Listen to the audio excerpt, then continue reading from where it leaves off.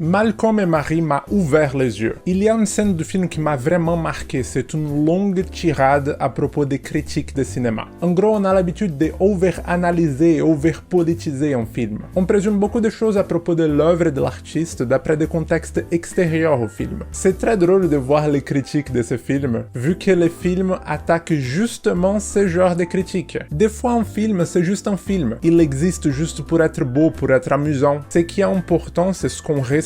Un film n'a pas besoin d'être intelligent, et on n'a pas besoin de rajouter de l'intellect là où il n'y en a pas. Ça ne sert qu'à élever notre standard à une classe de films qui ne sort pas souvent. Aimer que ce genre de films élitistes, ce n'est pas être un fan de cinéma, c'est être fan de 2 ou 3 films qui sortent par décennie. J'ai eu une période que je n'aimais que des films intelligents. À l'époque, je ne savais pas que le seul but d'un film, c'est de me faire ressentir quelque chose. Il ne faut pas oublier de profiter du spectacle de temps en temps. Il y a des films que j'adore, mais je sais que si je rajoute un minimum d'intellect dedans, j'aurai une moins bonne expérience. Plusieurs d'entre eux, j'en ai déjà parlé ici. C'est presque paradoxal de parler de Malcolm et Marie, vu que analyser et interpréter ces films ne serait que contrarier le message de cette tirade. Ce n'est pas un film à propos de leur couleur de peau ou de leur classe sociale, c'est un film tout simplement à propos d'une relation toxique. Pendant tout le long du film, je n'arrêtais pas de penser s'ils pouvaient juste fermer leur gueule et arrêter de s'entre-attaquer, ou s'ils pouvaient juste s'écouter sans essayer de trouver une répartie encore plus violente, encore plus blessante. Ça se trouve, ils auraient une relation plus fonctionnelle. C'est un guide sur ce qu'il ne faut pas faire ou ce qu'il ne faut pas être dans une relation. C'est très frustrant comme film, on dirait un film d'horreur. Ne va pas là-dedans, bouge plus, arrête, fais demi-tour,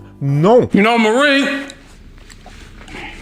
you are genuinely unstable. Ça ne veut pas dire que c'est un film mauvais, loin de là. Il rentre dans la catégorie des films frustrants mais prenants, du genre que j'ai adoré, mais j'ai plus jamais envie de le regarder. Si ce film ne raconte rien d'important, au moins il est très beau. Mon côté geek de photographie argentique a vraiment apprécié ce film. Il a été shooté en Kodak noir et blanc et ça se voit. Il y a un grand et des contrastes qui sont impossibles à achever en digital. L'image a une texture pleine de personnalité. On peut limite voir l'aura des personnages. Sans compter que le cadrage est sublime. Il y a plusieurs plans dans ce film qui méritent d'être imprimés et encadrés. Le film entier se passe dans une maison pendant une soirée avec juste 2 personnages. J'aime quand c'est compact comme ça pourrait être une pièce de théâtre. C'est à propos de ces couples qui rentrent d'une soirée, on voit tout de suite qu'ils ne sont pas dans la même longueur d'onde. Et inévitablement, une dispute commence. C'est une dispute qui finit et qui recommence tout au long de la soirée. Ce qui a du génie, c'est qu'on ne connaît pas ces personnages. On ne sait pas tout de suite tous les éléments qui ont mené à cette dispute. Mais on voit quand même qu'ils retenaient beaucoup de choses pendant beaucoup trop longtemps. Et c'était là le moment de tout balancer. À chaque fois que la dispute recommence, on a de nouveaux petits détails sur leur vie. On connaît de nouveaux personnages qu'on ne voit jamais. Mais on a l'impression de leur connaître tout aussi bien que Malcolm et Marie. À chaque nouvel élément qu'on apprend, on peut facilement basculer d'un côté ou de l'autre,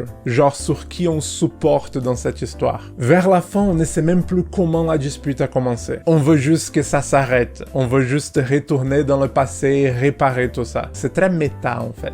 Mais c'est pas une longue dispute qui dure 1h30. Le film sait équilibrer des moments tendus et des moments de tendresse. Malcolm et Marie est disponible sur Netflix. Je ne sais pas vraiment à qui le conseiller, ou plutôt, je ne sais pas vraiment à qui le déconseiller. Il est très joli dans les yeux, il a une bonne bande sonore licenciée, et surtout les performances de Zendaya et John David Washington sont impeccables. Abonnez-vous, sonnez la cloche et activez les notifications pour ne pas rater la suite. Je ne sors qu'une vidéo par mois, donc promis, je vais pas vous déranger. Si vous êtes nouveau ici, je fais aussi des vidéos à propos de photographie argentique. Et entre-temps, dites-moi ce que vous avez pensé de Malcolm et Marie. Je suis disponible un peu de partout sur internet.